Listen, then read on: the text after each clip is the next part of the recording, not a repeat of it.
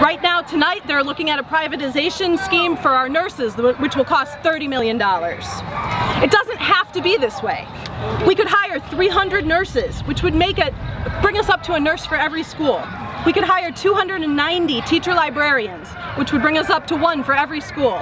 190 social workers, 1 for every school. And the total cost of that would be a mere $80 million compared to the 260 that Aramark got. It's a pittance when compared to the $500 million in fees that we're paying the banks in our toxic swaps.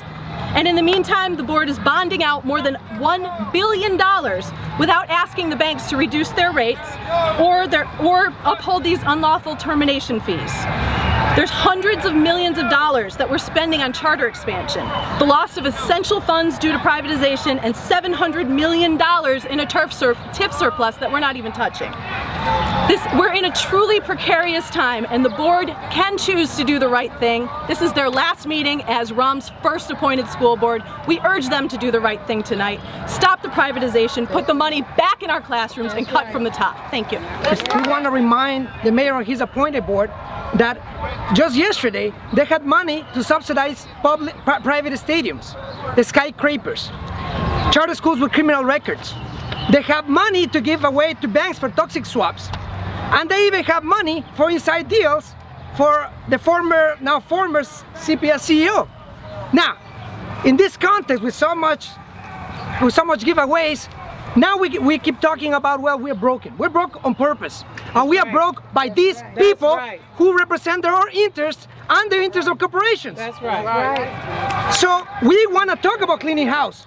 But how can we talk about cleaning house when the same person, the architect of this disaster, Mr. Vitale, still sits in this board of education? All right. How can we talk about cleaning house when now we even have a Jesuit priest sitting on our board of education? All right. We're representing Catholic schools, but we cannot represent public schools.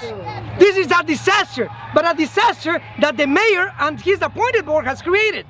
So today, more than ever, we need to hold these people accountable and tell them who has broken the system. Mayor Vitale gotta resign.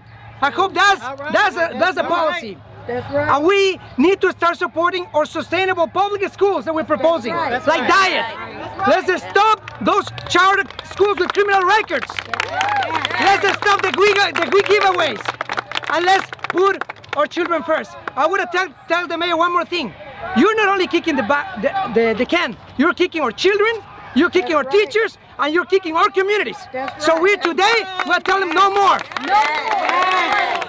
Before I became Alderwoman of the 10th Ward, I was a counselor in an elementary school, one counselor with 894 students. I did lunchroom duty and recess duty because of the cuts that were imposed in our last contract.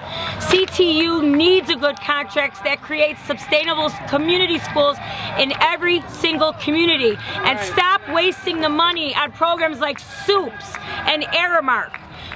There's never been a more pressing time to create and to vote in an elected school board. The school board that sits in there right now has failed the children, the parents, and the schools over and